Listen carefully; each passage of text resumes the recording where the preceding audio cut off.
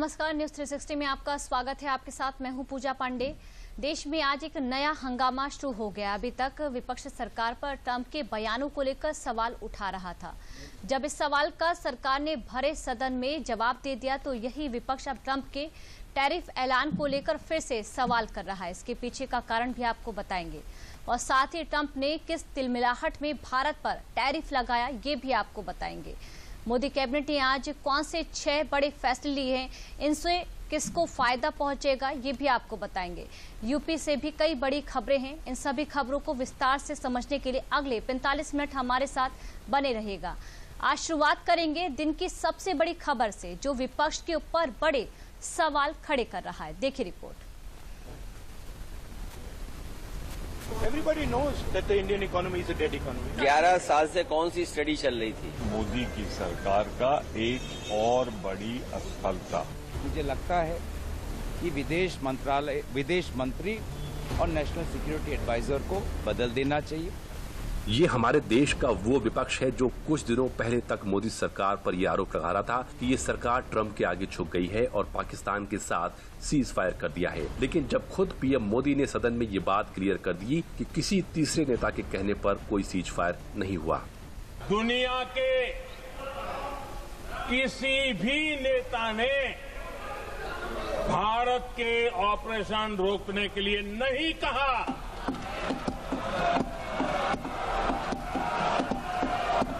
जब विदेश मंत्री एस जयशंकर ने राज्यसभा में खुले शब्दों में बोल दिया कि ट्रंप से पीएम मोदी की कोई बात नहीं हुई। मैं उनको कहना चाहता हूं वो कान खोल के सुन लें कि 22 अप्रैल से 16 जून तक एक भी फोन कॉल प्रेसिडेंट ट्रंप और प्राइम मिनिस्टर मोदी के बीच में।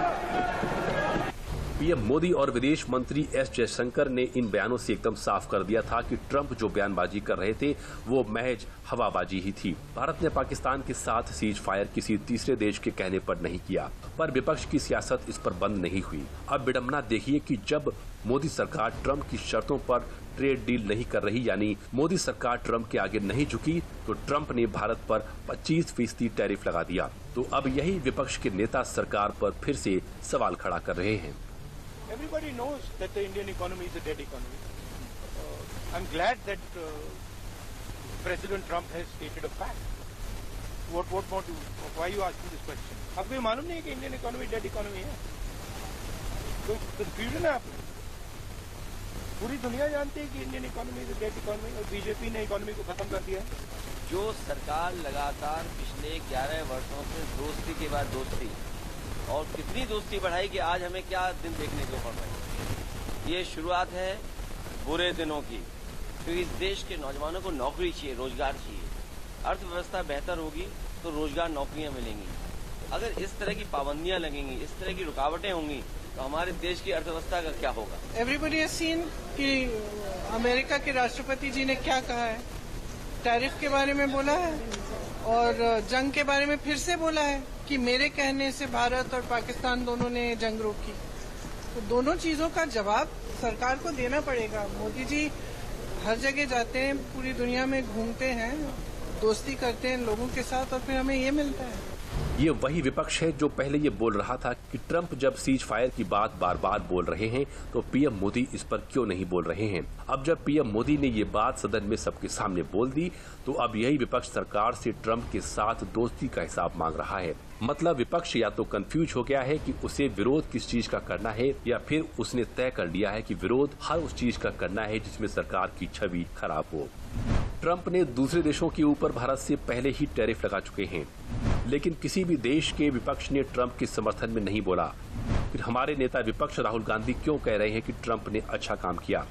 भारत दुनिया की चौथी सबसे बड़ी अर्थव्यवस्था बन चुका है। राहुल गांधी इसके बावजूद भारत की अर्थव्यवस्था को डेड क्यों कह रहे हैं। भारत ट्रंप की शर्तों के आगे नहीं झुका, क्या विपक्ष कोई रास नहीं आ रहा? क्या विपक्ष ये चाहता है कि भारत अमेरिका को अपने बाजार की चाबी दे दे, वो भी उनकी शर्तों पर? क्या विपक्ष की मंशा ही सरकार का हर बात पर विरोध करना ही हो गई है? इन सवालों के पीछे का कारण विपक्ष का वो विरोधी रवैया ही है जो हर बात पर सरकार पर सीधा सवाल दाग देता है, चाहे वो फैसला राष्ट्र हित में ही क्यों ना हो। Leader opposing Bharat LOB Rahul Gandhi ji, जिनका काम ही भारत को विरोध करना है। अब दुनिया भर से कोई भी भारत विरोधी बयान देता है, राहुल गांधी जी लपक लेते हैं और बिना सोचे समझे बोलने लग पड़ते हैं। राहुल जी, दुनिया की बड़ी अर्थव्यवस्थाओं में सबसे तेजी से बढ़ने वाली अर्थव्यवस्था आज भारत है। 6.5% से ज्यादा की विकास दर से बढ़ रहा है। दुनिया भर में जो डिजिटल पेमेंट्स है, उनमें सारे देशों को पछाड़कर आज दुनिया में एक तरफा भारत है। 48% डिजिटल पेमेंट भारत में। दुनिया के सबसे लोकप्रिय नेता प्रधानमंत्री नरेंद्र मोदी जी हैं। शायद यही बातें राहुल गांधी जी को नहीं पचती, क्योंकि उन्होंने लॉस्ट डेकेड देखा है, लॉस्ट डेकेड ऑफ अपॉर्चुनिटीज। आप कह सकते हैं डेड डेकेड ऑफ अपॉर्चुनिटीज था राहुल गांधी जी की भाषा में। जब 12 में से 11 बैंक घाटे में थे, ये यूपीए की सरकार में थे, सोनिया जी मनमोहन जी की सरकार में थे। भारत की अर्थव्यवस्था उथल पुथल थी। फ्रेजाइल 5 इकोनॉमीज में भारत का नाम आता था, अर्थव्यवस्था लड़खड़ा रही थी और उस समय घोटाले पे घोटाला था। तो आज सवाल ये खड़ा होता है कि अपना एक दशक जो भारत को बर्बाद करने वाला था, जिसने भारत को डेड कर दिया था, पिछाड़ दिया था, उस पर राहुल गांधी जी टिप्पणी नहीं करते। जब भारत नई ऊंचाइयों पर पहुंच रहा है, दुनिया की सबसे तेजी से बढ़ने वाली अर्थव्यवस्था है, तो उसको डेड कहते हैं। अरे भाई, भारत विरोध बंद करो और भारत के विकास की चर्चा करो। जबकि ट्रंप का टैरिफ लगाना कोई नई बात नहीं है। ट्रंप ने दुनिया भर के कई देशों पर टैरिफ महीनों पहले लगा ही चुके हैं। विपक्ष जिस चीन का नाम लेता है, इस लिस्ट में चीन भी है, पाकिस्तान भी है। जबकि ट्रंप ने भारत पर टैरिफ अभी तक इसलिए नहीं लगाया क्योंकि वो अमेरिकी कंपनियों के लिए भारत के बाजार में मौका अपने फायदे के लिए देख रहे थे, जिस पर भारत नहीं माना। भारत ट्रंप के सामने नहीं झुका। हालांकि सरकार का कहना है कि नेगोशिएशंस पर अभी बातचीत चल रही है। ये जो टैरिफ वाला है, दुनिया के अलग अलग देशों से पिछले दिनों बात चलता रहा है। नई बात है नहीं, खबर आती रही थी कि इस देश पर इतना लगा दिया, उस देश पर ऐसे कर दिया।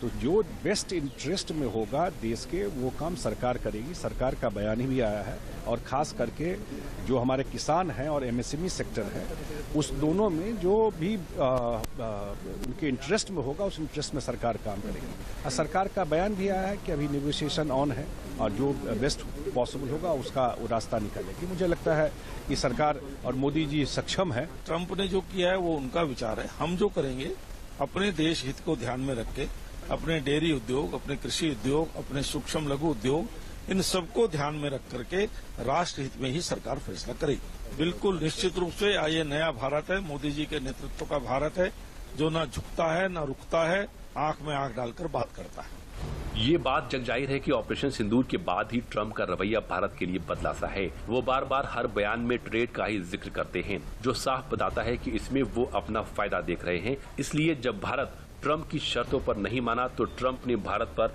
टैरिफ लगाकर एक डिप्लोमेटिक दबाव बनाने की कोशिश की है। हालांकि विपक्ष के कुछ नेता इस बात को समझ भी रहे हैं और देश का समर्थन कर रहे हैं। It is a challenging negotiation. We are negotiating with many countries. The US is not the only negotiation. We have an ongoing negotiation with the EU. We've already concluded a deal with the UK. We will be talking to other countries also. And if the worst comes to the worst, we will have to diversify more out of the American market into other markets if we can't compete in America.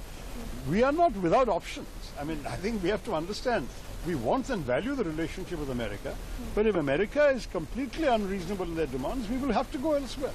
I mean, that is the strength of India. No, we are not a totally export-dependent economy like, say, China is. We have a good, strong domestic market also.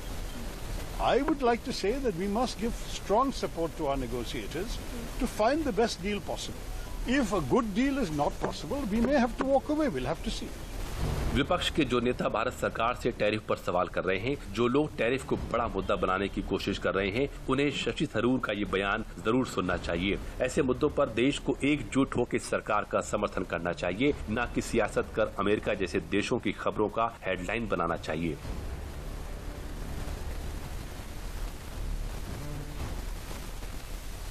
अगली खबर भी Trump के tariff को लेकर ही है। दरअसल Trump के tariff को लेकर जो सियासत हो रही है, ये तो आपने देखा, लेकिन अब आखिर ट्रंप के इस फैसले से भारत के व्यापार पर क्या असर होगा और आखिर ट्रंप के इस फैसले के पीछे की वजह क्या माना जा रहा है, ये सब कुछ इस रिपोर्ट में देखते हैं।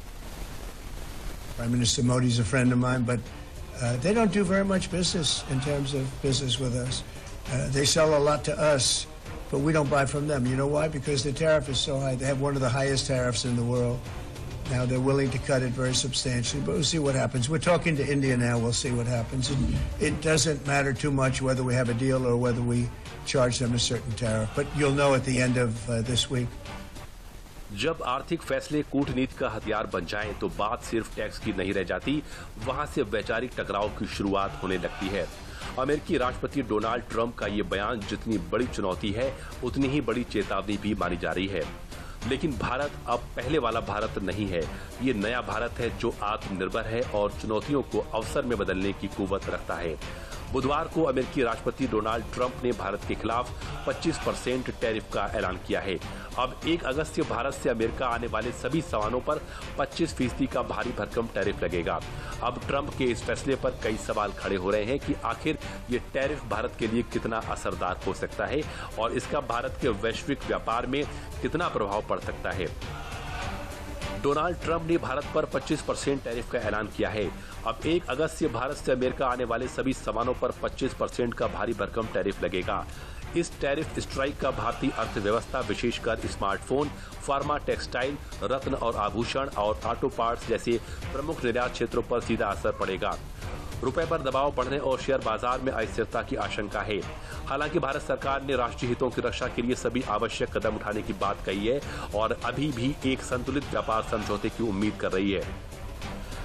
अमेरिकी राष्ट्रपति डोनाल्ड ट्रंप ने 1 अगस्त से भारतीय उत्पादों पर 25% टैरिफ लगाने की घोषणा कर दी है, जिससे भारत और अमेरिका के व्यापारिक रिश्तों में एक नया तनाव आ गया है। ट्रंप के इस फैसले के पीछे का कारण भारत के उच्च टैरिफ और कृषि डेयरी बाजारों तक अमेरिकी पहुंच की मांग पर सहमति न बनना माना जा रहा है। इसके साथ ही रूस के साथ भारत के गहरे सैन्य और ऊर्जा संबंधों को भी ट्रंप की टैरिफ स्ट्राइक का बड़ा कारण माना जा रहा है। Well, we're negotiating right now, and it's also BRICS. You know, they have BRICS, which is basically a group of countries that are anti the United States, and India is a member of that, if you can believe it. It's an attack on the dollar, and we're not going to let anybody attack the dollar. So it's partially BRICS, and it's partially the trade, this trade situation. It's the deficit. We had a tremendous deficit. अमेरिकी राष्ट्रपति Trump Bharat पर 25% tariff लगाने के फैसले पर भारत के उच्च tariff और कठोर गैर मौद्रिक व्यापार बाधाओं और ब्रिक्स का हवाला दे रहे हैं। अमेरिका द्वारा भारत पर 25% टैरिफ लगाए जाने के बाद कई सवाल उठ रहे हैं कि आखिर अमेरिका के इस फैसले से भारत के व्यापार पर क्या असर पड़ेगा। ये आपको बताएंगे, लेकिन पहले आखिर अमेरिका ने ये फैसला लिया क्यों, इसके पीछे का कारण जान लेते हैं। अमेरिका भारत के कृषि और डेयरी बाजारों तक बेहतर पहुंच चाहता है, लेकिन भारत लाखों गरीबों किसानों के हितों की रक्षा के लिए इन क्षेत्रों को मुक्त व्यापार समझौतों से दूर रखता रहा है। मक्का, सोयाबीन, गेहूं और एथेनॉल पर टैरिफ में कटौती भारत के लिए संभव नहीं है, क्योंकि इससे अमेरिकी रियायती कृषि उत्पादों से प्रतिस्पर्धा बढ़ जाएगी। भारत आयातित कृषि उत्पादों पर औसतन 39% MFN most favoured nation tariff लगाता है, जबकि अमेरिका में ये 5% है और कुछ ड्यूटी 50% तक भी है। अमेरिका का मानना है कि सीमित टैरिफ कटौती और अमेरिकी ऊर्जा और रक्षा वस्तुओं के आयात में वृद्धि के बावजूद भारत ने स्पष्ट प्रस्ताव नहीं दिए हैं। ट्रंप प्रशासन भारत के रूस के सैन्य उपकरण और कच्चा तेल खरीदने को लेकर नाराज है। ट्रंप ने ब्रिक्स समूह को अमेरिका विरोधी बताते हुए भारत पर निशाना साधा है, क्योंकि भारत इसका सदस्य है और रूस के साथ उसकी रणनीतिक और व्यापारिक संबंध हैं। ट्रंप के फैसले के बाद अब 1 अगस्त से भारत के किन प्रोडक्ट्स पर कितना टैरिफ देना पड़ेगा, इस पर भी नजर डाल लेते हैं। 1 अगस्त से टेक्सटाइल के प्रोडक्ट्स पर जो अब तक 16 से 19% था, अब उस पर 31 से 34% टैरिफ लगेगा। टेलीकॉम पर जो अब तक 10% था, उस पर 25% टैरिफ लगेगा। जेम्स ज्वेलरी पर जो अब तक 15 से 23% था, उस पर 30 से 38% तक का टैरिफ लग सकता है। ऑयल गैस पर जो 15 से 23% था, उस पर 30 से 38% तक का टैरिफ। तो वहीं इसके साथ ही अमेरिका भारत द्वारा रूस के सैन्य उपकरण और कच्चा तेल खरीदने से नाराज है। ट्रंप चाहते हैं कि भारत तेल भी अमेरिका से ही खरीदे। अमेरिका चाहता है कि भारत उससे ही सारे हथियार खरीदे, लेकिन भारत इसके लिए तैयार नहीं है। अब हाल ही में अमेरिका और भारत के बीच के व्यापार पर हुए चर्चा के टाइमलाइन पर भी एक नजर डाल लेते हैं। फरवरी 2025 प्रधानमंत्री मोदी की अमेरिका की राजकीय यात्रा के दौरान व्यापार समझौते को लेकर बातचीत में तेजी आई। 4 से 6 मार्च 2025 भारत के वाणिज्य मंत्री पीयूष गोयल ने अमेरिका का दौरा किया ताकि नीतिगत स्तर की बातचीत का आधार तैयार हो सके। 26 से 29 मार्च 2025 अमेरिकी प्रतिनिधिमंडल भारत आया और डिजिटल व्यापार, फार्मास्यूटिकल्स और कृषि उत्पादों तक पहुंच पर तकनीकी बातचीत हुई। मार्च से जुलाई 2025 तक दोनों देशों के अधिकारियों के बीच आमने सामने की 5 दौर की वार्ता हुई। 2 अप्रैल 2025 ट्रंप ने भारत पर जवाबी टैरिफ लगाने का ऐलान किया, शुरुआत में 26%। 9 अप्रैल 2025 इस ऐलान पर अमल के लिए 90 दिनों की मोहलत दी गई। 9 जुलाई 2025 डेडलाइन खत्म होने पर इसे 1 अगस्त तक के लिए बढ़ा दिया गया। 30 जुलाई 2025 ट्रंप ने 1 अगस्त से भारतीय वस्तुओं पर 25% टैरिफ लगाने की घोषणा की। साथ ही रूस से तेल और सैन्य उपकरण खरीदने पर जुर्माने का भी ऐलान किया। 25 अगस्त 2025 छठे दौर की वार्ता नई दिल्ली में होनी है। It will affect gem and jewelry industry, but the best part is the Indian government has done FTAs with UK, Australia and other countries also. So we have much more options available than the US only. So we are going to have more options of exporting to other countries. Definitely it is going to hurt in a big way because US was a very big market for the Indian gem and jewelry industry. So it will affect us, but it is not going to hamper us. Bharat से America को निर्यात होने वाले सबसे बड़े उत्पादों में smartphone है, जिसमें एप्पल आईफोन असेंबली भी शामिल है। वित्त वर्ष 2025 में भारत ने अमेरिका को $24.1 बिलियन के स्मार्टफोन निर्यात किए थे। 25% टैरिफ से यह क्षेत्र सबसे ज्यादा प्रभावित हो सकता है, जिसे भारत में असेंबल किए गए आईफोन्स महंगे हो जाएंगे। हालांकि ट्रंप की टैरिफ वॉर की चपेट में आने वाला भारत अकेला देश नहीं है, लेकिन 25% टैरिफ बिना द्विपक्षीय व्यापार समझौते के सबसे ऊंचे टैरिफ में से एक माना जा रहा है। आपसी व्यापार 2024-25 $131.84 बिलियन का है। भारत से निर्यात 2024-25 में $86.51 बिलियन का है। फार्मा उत्पाद $8.1 बिलियन का है। टेलीकॉम उपकरण $6.5 बिलियन का है। हीरे कीमती पत्थर $5.3 बिलियन का है। पेट्रोलियम उत्पाद $4.1 बिलियन का है। रेडीमेड कपड़े $2.8 बिलियन का है। लोहा स्टील $2.7 बिलियन का। अमेरिका से निर्यात 2024-25 $45.33 बिलियन का है। व्यापार संतुलन $41.18 बिलियन का है, जो भारत के पक्ष में है। अमेरिका का 25% टैरिफ भारत के लिए एक आर्थिक चुनौती है, लेकिन ये वो देश हैं जिसने संकटों से ही रास्ते बनाए हैं। हर नकारात्मक कदम भारत के लिए प्रेरणा बन सकता है। यदि नियत और नीति स्पष्ट हो तो रास्ते अपने आप बनने लगते हैं। अगर अमेरिका टैरिफ की भाषा में बात कर रहा है तो भारत भी आर्थिक रणनीति, कूटनीति और आत्मनिर्भरता की भाषा में जवाब दे सकता है। फिलहाल अब देखना यह है कि व्यापार की टेबल पर भारत और अमेरिका के बीच के समझौते किस राह पर चलते हैं। एक तरफ ट्रंप के टैरिफ लगाने से जहां भारत में विपक्ष इसको बड़ा मुद्दा बनाने की कोशिश में लगा है, तो वहीं आज कैबिनेट की बैठक में मोदी सरकार ने बड़े फैसले लेकर बता दिया है कि इस टैरिफ धमकी का कोई असर भारत पर नहीं पड़ने वाला है। इस कैबिनेट बैठक में क्या बड़े फैसले लिए गए, इस रिपोर्ट में समझिए। बहुत बड़े नंबर्स हैं ये। अगर उससे पहले के 20-30 साल 40 साल देखोगे, उससे ज्यादा इन 10 वर्षों में काम हुआ। पिछले 10 सालों में हुए जिन कामों की बात केंद्रीय मंत्री अश्विनी वैष्णव कर रहे हैं, उनको लेकर फैसले ज्यादातर इसी तरह की कैबिनेट बैठकों से लिए गए हैं। और इसी सिलसिले को आगे बढ़ाते हुए गुरुवार को मोदी कैबिनेट की बैठक में 6 अहम फैसले और लिए गए हैं। इनमें 2 किसानों और फूड सेक्टर से जुड़े हैं। वहीं 4 फैसले नॉर्थ ईस्टर्न सेक्टर में रेलवे नेटवर्क को मजबूत बनाने के लिए हैं। राष्ट्रीय सहकारी विकास निगम को सशक्त बनाने के लिए 2000 करोड़ रुपए की मंजूरी। प्रधानमंत्री कृषि संपदा योजना को सशक्त बनाने के लिए 6520 करोड़ की मंजूरी। इटारसी नागपुर चौथी रेलवे लाइन के लिए 5451 करोड़ रुपए। अलुबाड़ी रोड न्यू जलपाईगुड़ी तीसरी और चौथी रेलवे लाइन के लिए 1786 करोड़। पति संभाजी नगर परभणी रेलवे लाइन दोहरीकरण के लिए 2179 करोड़ रुपए। डांगोआ पोसी जारोली तीसरी और चौथी रेलवे लाइन के लिए 1752 करोड़ रुपए की मंजूरी दी गई। मोदी कैबिनेट की हर बैठक में जितने भी फैसले लिए जाते हैं, इनमें किसानों का खास ध्यान रखा जाता है। इस कैबिनेट में भी जब ज्यादातर परियोजनाएं रेलवे से जुड़ी हैं, तब किसानों के लिए जो एनसीडीसी यानी राष्ट्रीय सहकारी विकास निगम का कैपिटल बढ़ा दिया गया, इससे किसानों को भी फायदा होगा। एनसीडीसी कोऑपरेटिव सोसाइटीज को लोन देती है। आज उसका कैपिटल 2000 करोड़ रुपए से बढ़ाया गया ग्रांट इन एड के माध्यम से। जो सबसे इम्पोर्टेंट पॉइंट है वो है ये जो लोन्स जाते हैं करीब 8.25 लाख कोऑपरेटिव्स को जाते हैं, 29 करोड़ मेंबर्स हैं जिनके, और 94% फार्मर्स हैं उसके साथ जुड़े, चाहे खेती के लिए हो, फर्टिलाइजर के लिए हो, प्रोडक्शन के लिए हो, शुगर के, मिल्क प्रोडक्शन के लिए, फिशरीज के लिए, व्हीट पैडी प्रोक्योरमेंट के लिए, हर तरीके से उस लोन का एक उपयोग बहुत एक पॉजिटिव तरीके से होता है। मान्यवर श्री अमित शाह जी ने, गृह एवं सहकारिता मंत्री, उन्होंने नेशनल कोऑपरेशन पॉलिसी भी लॉन्च की थी 2025 की, जो कि एक पाथ ब्रेकिंग इनिशिएटिव है। एनसीडीसी जो लोन देती है उस लोन में करीब 99.8% रिकवरी है। नेट एनपीए 0 है, नेट एनपीए 0 है। बहुत बड़ी बात है। इस तरह का जो फाइनेंशियल सपोर्ट सिस्टम बना है, उस फाइनेंशियल सपोर्ट सिस्टम जो कि एक अच्छा मॉडल बना है देश में, इसको और आगे बढ़ाने के लिए 2000 करोड़ रुपए 4 साल में, एवरी ईयर 500 करोड़ रुपीस, ये इस आज की कैबिनेट के अप्रूवल का क्रक्स है। 500 करोड़ रुपए से 20,000 करोड़ रुपए की टोटल लैंडिंग हो पाएगी।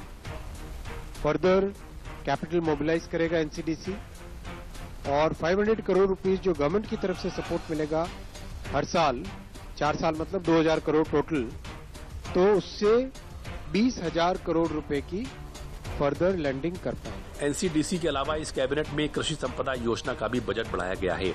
इसमें लैब और इंफ्रा सुविधा बढ़ाने के लिए 1000 करोड़ रुपए की अतिरिक्त मदद पर भी सहमति जताई गई। इस योजना का उद्देश्य कृषि क्षेत्र को आधुनिक बनाने के साथ ही किसानों की आय को दोगुना करना भी था। और पिछले बजट में अनाउंस किया था कि 50 मल्टी प्रोडक्ट इररेडिएशन यूनिट्स होंगे और 100 फूड टेस्टिंग लैब्स नहीं खोली जाएंगी। तो आज के इस कैबिनेट के फैसले में प्रधानमंत्री कृषि संपदा योजना का आउटले बढ़ा के 6,520 करोड़ किया गया, 6,520 करोड़ किया गया, और नए इररेडिएशन यूनिट्स और food testing labs 50 irradiation units and 100 food testing labs के लिए 1,000 करोड़ रुपीस का अलग से प्रावधान किया।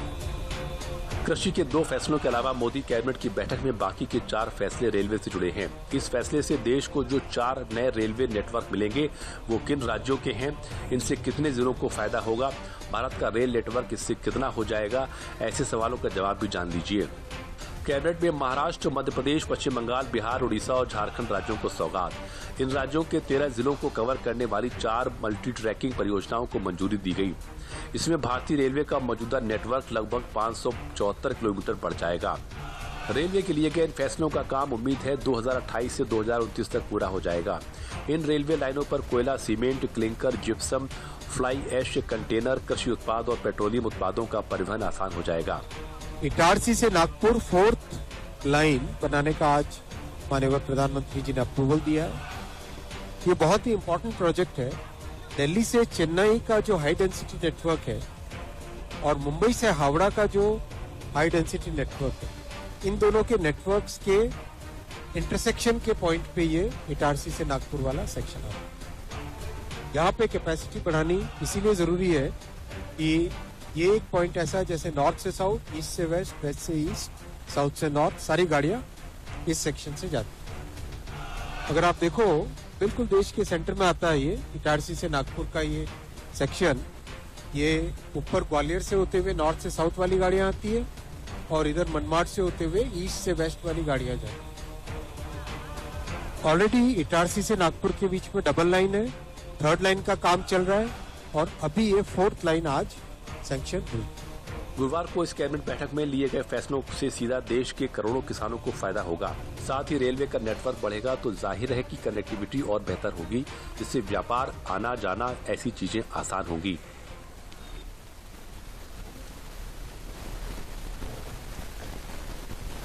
चलिए यहाँ रुक लेते हैं एक छोटे से ब्रेक के लिए।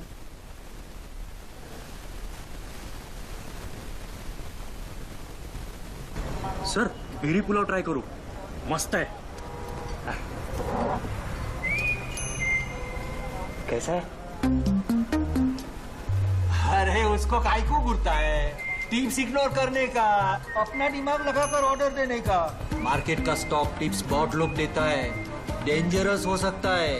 कंपनी और रिस्क पूरा समझने का, फिर इन्वेस्ट करने का। सोच कर, समझ कर, इन्वेस्ट कर। यशस्वी प्रधानमंत्री नरेंद्र मोदी जी के संकल्प सबका साथ सबका विकास को माननीय मुख्यमंत्री योगी आदित्यनाथ जी ने सामाजिक एकता एवं समरसता के उच्चतम मानदंडों के साथ बनाया है यूपी सरकार का मूल मंत्र। परिणाम स्वरूप 2017 के बाद उत्तर प्रदेश में सभी को मिले बिना किसी भेदभाव के रोजगार के समान अवसर एवं योजनाओं के लाभ। 8.5 लाख से अधिक सरकारी और 3,75,000 से अधिक संविदा पर नौकरी पाने वाले जहां निष्पक्ष और पारदर्शी प्रक्रिया के साक्षी बने, वहीं अनुसूचित जाति, जनजाति, पिछड़े एवं निम्न आय वर्ग के अभ्यर्थियों को मिला आरक्षण का संपूर्ण लाभ। प्रधानमंत्री गरीब कल्याण अन्न योजना, प्रधानमंत्री आवास योजना और जल जीवन मिशन से लेकर मुख्यमंत्री युवा स्वरोजगार और एक जनपद एक उत्पाद जैसी विभिन्न योजनाएं यूपी में अंत्योदय से सर्वोदय का सपना कर रही हैं साकार। काम दमदार, डबल इंजन सरकार। अब क्या देख रहे हो पापा? तुम कहते हो ना कि स्टॉक मार्केट में बहुत सोच समझकर इन्वेस्ट करना चाहिए, बस थोड़ा सा ज्ञान ले रहा हूँ। किससे? हर एक स्टॉक्स एक्सपर्ट है, मस्त एजुकेशनल वीडियोस बनाता है और अच्छी इन्वेस्टमेंट की टिप्स भी देता है। पापा इन वीडियोस पे ना जाएं, अपना रिसर्च खुद करें या सेबी रजिस्टर्ड इन्वेस्टमेंट एडवाइजर से संपर्क करें। एजुकेशन के नाम पर कुछ इन्फ्लुएंसर्स अक्सर इन्वेस्टर को मिसगाइड करते हैं, नुकसान आपका होगा। सोच कर, समझ कर, इन्वेस्ट कर। ब्रेक के बाद एक बार फिर आप सभी का स्वागत है। अब आपको यूपी की आज की बड़ी खबर से रूबरू कराते हैं। उत्तर प्रदेश को आज अपना नया मुख्य सचिव मिल गया है। वरिष्ठ आईएएस अधिकारी शशि प्रकाश गोयल को राज्य का अगला मुख्य सचिव नियुक्त किया गया है। पूरी खबर देखिए इस रिपोर्ट में। उत्तर प्रदेश को नया मुख्य सचिव मिल गया है। वरिष्ठ आईएएस अधिकारी शशि प्रकाश गोयल को राज्य का अगला मुख्य सचिव नियुक्त किया गया है। उन्होंने मनोज कुमार सिंह की जगह ली है। मुख्य सचिव मनोज कुमार सिंह को सेवा विस्तार नहीं दिया गया। वे 37 साल की सेवा के बाद रिटायर हो चुके हैं। शशि प्रकाश गोयल अब तक कई अहम पदों पर अपनी प्रशासनिक क्षमता का परिचय दे चुके हैं। यूपी की ब्यूरोक्रेसी में उन्हें एक तेज तर्रार, अनुशासित और नीतिगत फैसलों में कुशल अधिकारी माना जाता है। कौन है एसपी गोयल, आइए इस पर भी नजर डालते हैं। सीएम योगी ने एसपी गोयल को राज्य का मुख्य सचिव बनाया है। शशि प्रकाश गोयल 1989 बैच के आईएएस अधिकारी हैं। मुख्यमंत्री योगी आदित्यनाथ के एडिशनल चीफ सेक्रेटरी पद पर रहे हैं। सीएम योगी के शुरुआती कार्यकाल में ये सीएम कार्यालय के प्रमुख रहे हैं। एसपी गोयल सबसे पहले 1990 में इटावा के असिस्टेंट मजिस्ट्रेट बने। एसपी गोयल मेरठ, बहराइच और अलीगढ़ के मुख्य विकास अधिकारी रहे हैं। देवरिया, मथुरा, इटावा, प्रयागराज और अलीगढ़ के जिलाधिकारी भी रहे हैं।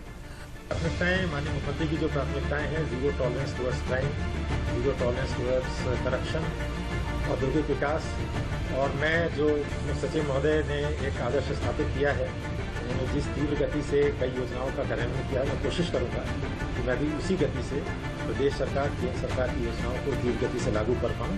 और आप सबका सहयोग मेरे लिए बहुत ही महत्वपूर्ण होगा और आप सबके सहयोग से, पूरी ब्यूरोक्रेसी के सहयोग से, फील्ड में तैनात अधिकारियों के सहयोग से, माननीय मुख्यमंत्री के मार्गदर्शन में मैं पूरा प्रयास करूंगा कि हम सभी योजनाओं को सफलता से क्या। मुख्यमंत्री योगी आदित्यनाथ ने एसपी गोयल को यह जिम्मेदारी ऐसे वक्त में सौंपी है जब प्रदेश विकास, निवेश और कानून व्यवस्था के मोर्चे पर तेजी से आगे बढ़ रहा है। अब नई जिम्मेदारी के साथ शशि प्रकाश गोयल पर सुशासन और प्रशासनिक सुधारों को गति देने की बड़ी चुनौती होगी। ब्रेक के बाद एक बार फिर आप सभी का स्वागत है। न्यूज 360 में अगली खबर 17 साल पुराने मालेगांव बम विस्फोट मामले से जुड़ी है। दरअसल गुरुवार को एनआईए की एक स्पेशल कोर्ट ने इस पर फैसला सुनाते हुए साध्वी प्रज्ञा समेत सभी 7 आरोपियों को बरी कर दिया है। इधर मालेगांव ब्लास्ट केस में सभी आरोपियों के बरी होने के बाद सियासी घमासान तेज हो गया है। बीजेपी ने कांग्रेस पर हिंदू आतंकवाद का झूठा नैरेटिव गढ़ने का आरोप लगाया है।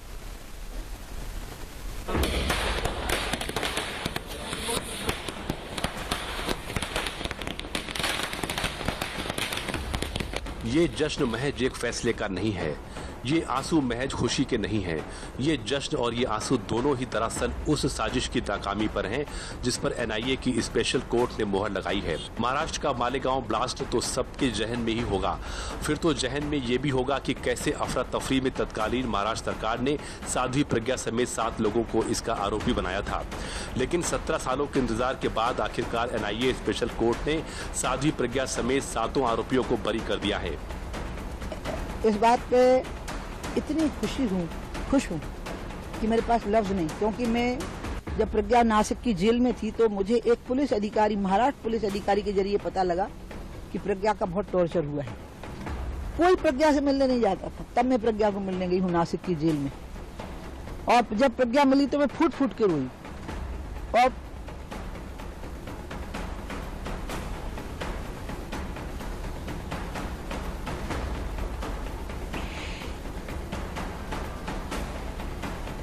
मैं उसके लिए उस लिए भी नहीं गई, वो मेरे लिए माला रखे हुए थी। भगवान राम के समय में त्रेता युग था और ये कलयुग है, तो कलिकाल में समय तो अवश्य ज्यादा लगा, परंतु सच उस समय भी जीता था और सच इस समय भी जीता है। आज भी सत्य की ही जीत हुई है और साध्वी जी सत्य के साथ थी, इसलिए साध्वी जी की विजय हुई। साध्वी प्रज्ञा के साथ पुलिस हिरासत में हुई जातियों को बताते हुए उमा भारती भी अपने आंसुओं को रोक नहीं पाई। मालेगांव मामले में 7 आरोपी ट्रायल का सामना कर रहे थे। साध्वी प्रज्ञा ठाकुर बरी, कर्नल रिटायर्ड प्रसाद पुरोहित बरी, रमेश उपाध्याय बरी, अजय राहिरकर बरी, सुधाकर चतुर्वेदी बरी, समीर कुलकर्णी बरी, सुधाकर धर द्विवेदी बरी। इधर साध्वी प्रज्ञा समेत मालेगांव ब्लास्ट के सभी 7 आरोपियों को कोर्ट ने बरी करने का आदेश दिया, तो बीजेपी ने तत्कालीन गृह मंत्री पी चिदम्बरम के तथाकथित भगवा आतंकवाद से जुड़े बयान का हवाला देते हुए कांग्रेस के खिलाफ मोर्चा खोल दिया।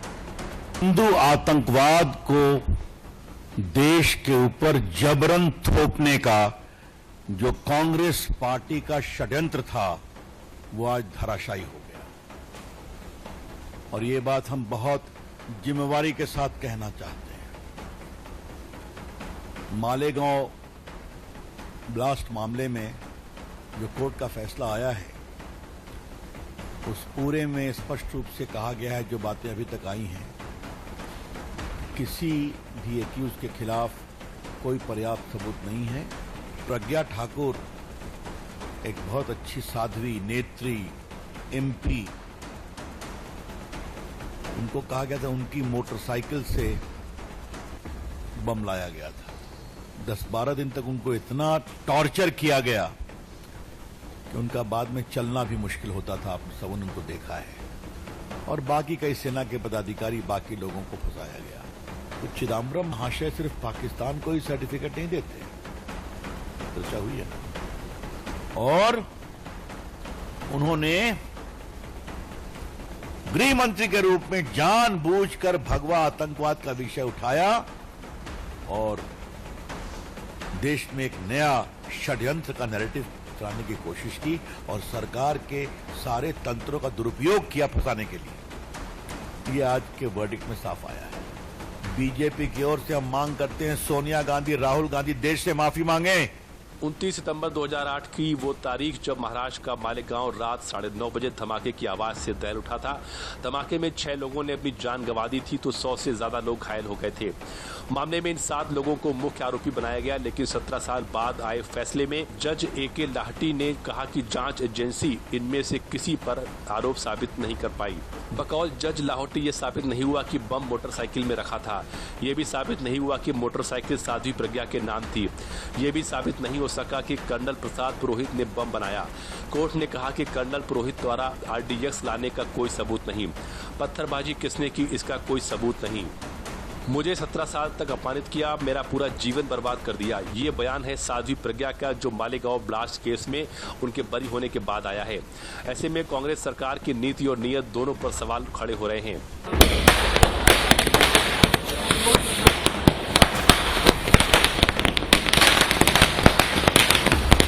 ये जश्न महज एक फैसले का नहीं है, ये आंसू महज खुशी के नहीं हैं, ये जश्न और ये आंसू दोनों ही दरअसल उस साजिश की नाकामी पर हैं जिस पर एनआईए की स्पेशल कोर्ट ने मोहर लगाई है। महाराष्ट्र का मालेगांव ब्लास्ट तो सबके जहन में ही होगा, फिर तो जहन में ये भी होगा कि कैसे अफरा तफरी में तत्कालीन महाराष्ट्र सरकार ने साध्वी प्रज्ञा समेत 7 लोगों को इसका आरोपी बनाया था। लेकिन 17 सालों के इंतजार के बाद आखिरकार एनआईए स्पेशल कोर्ट ने साध्वी प्रज्ञा समेत 7 आरोपियों को बरी कर दिया है। इस बात पे इतनी खुश हूँ कि मेरे पास लफ्ज़ नहीं, क्योंकि मैं जब प्रज्ञा नासिक की जेल में थी तो मुझे एक पुलिस अधिकारी, महाराष्ट्र पुलिस अधिकारी के जरिए पता लगा कि प्रज्ञा का बहुत टॉर्चर हुआ है। कोई प्रज्ञा से मिलने नहीं जाता था, तब मैं प्रज्ञा को मिलने गई हूँ नासिक की जेल में, और जब प्रज्ञा मिली तो मैं फूट फूट के रोई। और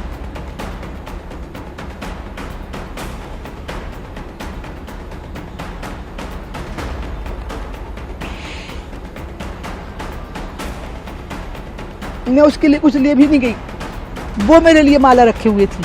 भगवान राम के समय में त्रेता युग था और ये कलयुग है, तो कलिकाल में समय तो अवश्य ज़्यादा लगा, परंतु सच उस समय भी जीता था और सच इस समय भी जीता है। आज भी सत्य की ही जीत हुई है और साध्वी जी सत्य के साथ थी, इसलिए साध्वी जी की विजय हुई। साध्वी प्रज्ञा के साथ पुलिस हिरासत में हुई जातियों को बताते हुए उमा भारती भी अपने आंसुओं को रोक नहीं पाई। मालेगांव मामले में 7 आरोपी ट्रायल का सामना कर रहे थे। साध्वी प्रज्ञा ठाकुर बरी, कर्नल रिटायर्ड प्रसाद पुरोहित बरी, रमेश उपाध्याय बरी, अजय राहिरकर बरी, सुधाकर चतुर्वेदी बरी, समीर कुलकर्णी बरी, सुधाकर धर द्विवेदी बरी। इधर साध्वी प्रज्ञा समेत मालेगांव ब्लास्ट के सभी 7 आरोपियों को कोर्ट ने बरी करने का आदेश दिया, तो बीजेपी ने तत्कालीन गृहमंत्री पी चिदम्बरम के तथाकथित भगवा आतंकवाद से जुड़े बयान का हवाला देते हुए कांग्रेस के खिलाफ मोर्चा खोल दिया। हिंदू आतंकवाद को देश के ऊपर जबरन थोपने का जो कांग्रेस पार्टी का षड्यंत्र था वो आज धराशायी हो गया, और ये बात हम बहुत जिम्मेवारी के साथ कहना चाहते हैं। मालेगांव ब्लास्ट मामले में जो कोर्ट का फैसला आया है उस पूरे में स्पष्ट रूप से कहा गया है, जो बातें अभी तक आई हैं, किसी भी एक्यूज के खिलाफ कोई पर्याप्त सबूत नहीं है। प्रज्ञा ठाकुर एक बहुत अच्छी साध्वी, नेत्री, एमपी, उनको कहा गया था उनकी मोटरसाइकिल से बम लाया गया था। 10-12 दिन तक उनको इतना टॉर्चर किया गया कि उनका बाद में चलना भी मुश्किल होता था। आपने सबने उनको देखा है, और बाकी कई सेना के पदाधिकारी, बाकी लोगों को फंसाया गया। तो चिदम्बरम महाशय सिर्फ पाकिस्तान को ही सर्टिफिकेट नहीं देते, चर्चा हुई है ना, और उन्होंने गृह मंत्री के रूप में जानबूझकर भगवा आतंकवाद का विषय उठाया और देश में एक नया षड्यंत्र का नैरेटिव चलाने की कोशिश की और सरकार के सारे तंत्रों का दुरुपयोग किया फंसाने के लिए। ये आज के वर्डिक्ट में साफ आया है। बीजेपी की ओर से हम मांग करते हैं सोनिया गांधी, राहुल गांधी देश से माफी मांगे। 29 सितंबर 2008 की वो तारीख जब महाराष्ट्र का मालेगांव रात 9:30 बजे धमाके की आवाज़ से दहल उठा था। धमाके में 6 लोगों ने अपनी जान गंवा दी थी, तो 100 से ज़्यादा लोग घायल हो गए थे।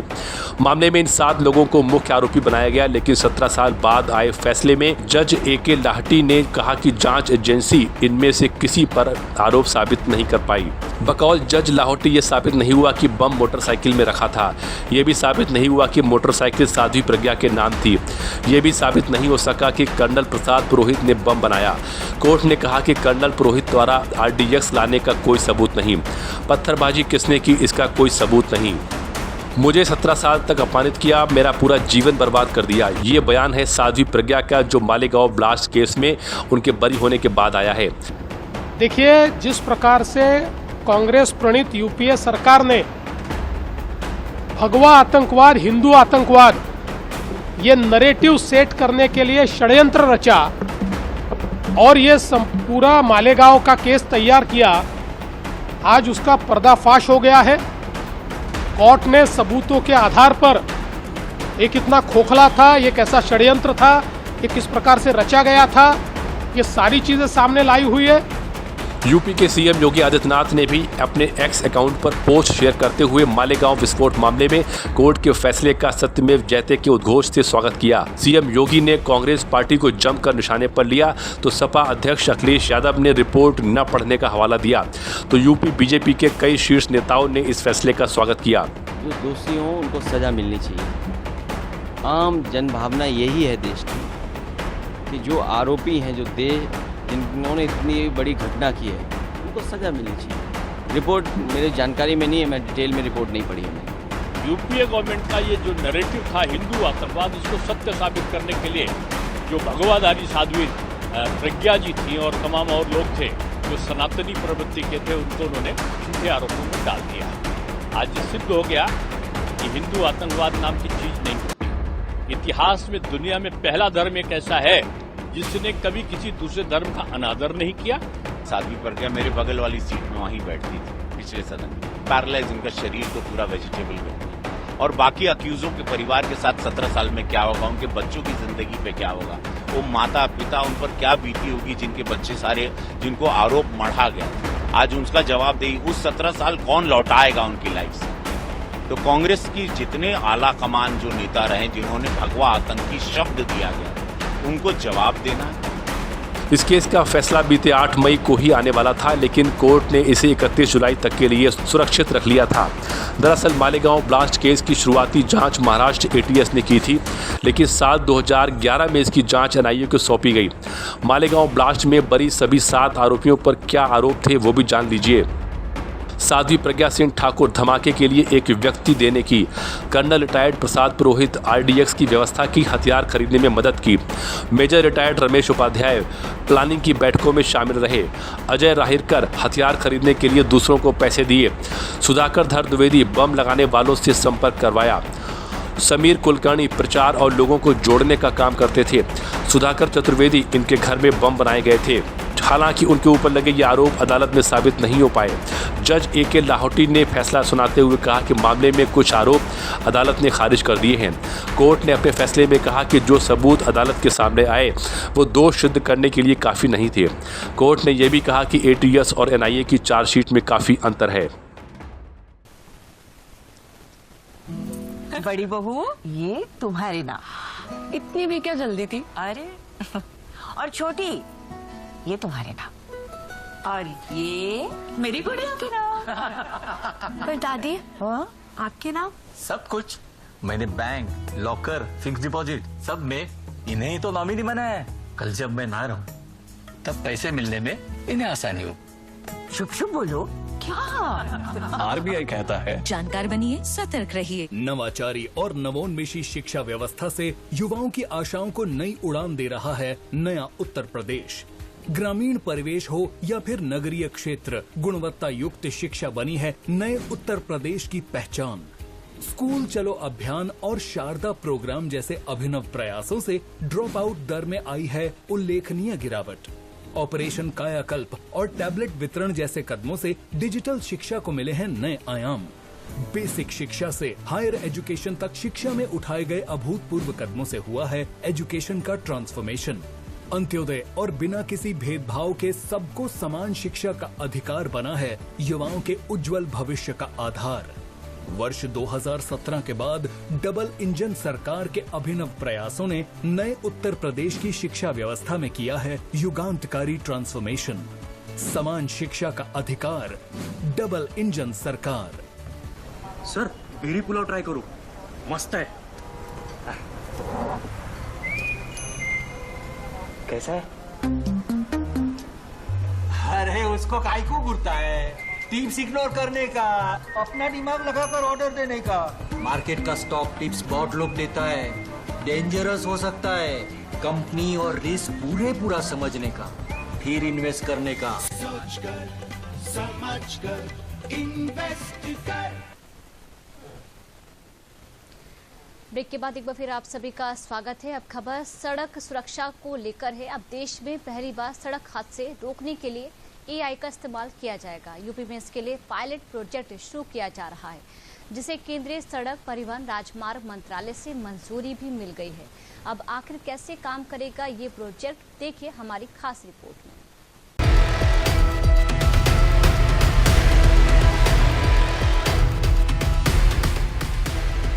अब यूपी की सड़कों पर सिर्फ कैमरे नहीं, आर्टिफिशियल इंटेलिजेंस की नजरें भी होंगी। देश में पहली बार सड़क हादसों को रोकने के लिए एआई की एंट्री हो चुकी है, जिसकी शुरुआत उत्तर प्रदेश से हो रही है। यूपी की सड़कों पर अब दौड़ेगी ऐसी तकनीकी जो हादसे से पहले खतरे को भांप लेगी और रफ्तार को थाम लेगी। यूपी में शुरू हुए इस तकनीकी क्रांति के बारे में जानने के लिए डीडी न्यूज की संवाददाता सीधे पुलिस मुख्यालय पहुंची, जहां सड़क सुरक्षा निदेशक के सत्यनारायण से खास बातचीत हुई। पायलट प्रोजेक्ट को किस तरह से अंजाम दिया जाएगा? हम लोग जो है फिर पूरा उत्तर प्रदेश में 18 शहर ऐसा है जिसमें ITMS का व्यवस्था की गई है। ये ITMS में जो है स्मार्ट कैमरा सब जो है लगी हुई है, CC कैमरा, और जो ये रेड लाइट वायलेशन और बिना हेलमेट का और जो ट्रैफिक वायलेशंस का जो है ये एक इनबिल्ट कैमरा के माध्यम से ये आइडेंटिफाई किया जाता है। ये सभी ये कैमरा के माध्यम से ऑटोमेटिक चालान सिस्टम है। ये सभी सिटीज़ में, 18 सिटीज़ में ये ऑटोमेटिक चालान सिस्टम है। इसके अलावा भी हम लोग जो है NHAI और बाकी जो यूपीडा और जो एक्सप्रेसवे का जो अथॉरिटीज़ है उन सब से संपर्क करके हाई एक्सप्रेसवे पर भी ये AI भी इनबिल्ट कैमरास जो है वो लगाया जा रहा है। अब सड़क पर ना तो ट्रैफिक पुलिस की सीटी चलेगी, ना ही कैमरे की लेंस से कोई बच पाएगा। इस पायलट प्रोजेक्ट को केंद्रीय सड़क परिवहन मंत्रालय की हरी झंडी मिलने के बाद इसे यूपी में शुरू कर दिया गया है, जो फिलहाल यूपी के 18 शहरों को कवर करेगा। 6 सप्ताह तक ये जो रिपोर्ट है वो सौंपनी होगी। कौन से जो शहर हैं सबसे पहले वहाँ पर इसका परीक्षण होगा सर? ये परीक्षण तो हम लोग जो है पूरा प्रदेश का ये 18 जनपद का जो है 18 सिटीज़ का जो हम कर रहे हैं। उसके अलावा भी जो है हम लोग कहाँ कहाँ एक्सीडेंट्स हो रहा है उन सब ब्लैक स्पॉट्स को हम लोग आइडेंटिफाई किए हैं। उन ब्लैक स्पॉट्स पर हम लोग जो है पूरा एनफोर्समेंट का कार्रवाई और सभी संबंधित विभागों से कार्रवाई करके हम इसको जो है आगे लेके चल रहे हैं। भारत में सड़क हादसे हर साल लाखों लोगों की जान ले लेते हैं। रफ्तार, लापरवाही और ट्रैफिक नियमों की अनदेखी ये वो कारण हैं जो हर दिन सैकड़ों परिवारों को उजाड़ देते हैं। लेकिन अब इस डरावनी तस्वीर को बदलने के लिए यूपी में यह पायलट प्रोजेक्ट शुरू किया गया है, जिसमें AI यानी आर्टिफिशियल इंटेलिजेंस का इस्तेमाल करके सड़क हादसों को रोका जाएगा। हमारा मुख्यमंत्री महोदय का आदेश के बाद ट्रांसपोर्ट डिपार्टमेंट और ट्रैफिक डिपार्टमेंट का संयुक्त रूप से एक अभियान भी चल रहा है। एक शासनादेश भी जारी हुआ इसमें। एक जहां सड़क हादसा हो गई जिसमें 3 और 3 से अधिक लोगों का मृत्यु हुआ, उस पर जो है एक RTO और एक डिप्टी SP और एक मजिस्ट्रेट, ये 3 लोगों का टीम जाके उस सड़क दुर्घटना के गहराइयों तक जांच करेंगे। इस जांच के संबंध में शासन का आदेश भी प्रचलित है। इसको हम लोग रेगुलर रिपोर्ट्स भी मंगवाए जा रहे हैं और जो हर जनपद में जो है माननीय मुख्यमंत्री जी महोदय के आदेश से सड़क सुरक्षा समिति गठित हुआ है। हर सड़क सुरक्षा समिति में का अध्यक्ष जो है उस जिले का, जनपद का जिलाधिकारी है, DM है। इस पायलट प्रोजेक्ट के तहत सड़कों पर AI बेस्ड स्मार्ट कैमरे, सेंसर और एल्गोरिदम लगाए जाएंगे जो ट्रैफिक की हर गतिविधि पर बारीकी से नजर रखेंगे। ये सिस्टम स्पीड लिमिट क्रॉस करने वाले वाहनों को रियल टाइम में ट्रैक करेगा। रेड लाइट, जंपिंग, गलत दिशा में गाड़ी चलाने और ड्राइविंग के दौरान मोबाइल फोन इस्तेमाल करने जैसे नियम तोड़ने पर तुरंत अलर्ट और चालान जारी करेगा। ये हम लोग AI के माध्यम से भी एक पब्लिक तक पहुंचने का एक अवेयरनेस प्रोग्राम्स भी चला रहे हैं और उनका रोड साइनेजेस और रोड का जो सिग्नल्स है वो सारे चीज़ों से उनको अवगत कराया जा रहा है। और इनका जो जितने ये ट्रैफिक डायरेक्टरेट की तरफ से जो अभियान चल रहा है उन सबको जो है AI के माध्यम से इन तक पहुंचेंगे। क्योंकि आपको मैं बताना चाह रहा हूं, हमारा जो है इस समय ट्विटर में जो फॉलोअर्स है ट्रैफिक डायरेक्टरेट का 4.5 लाख का फॉलोअर्स है।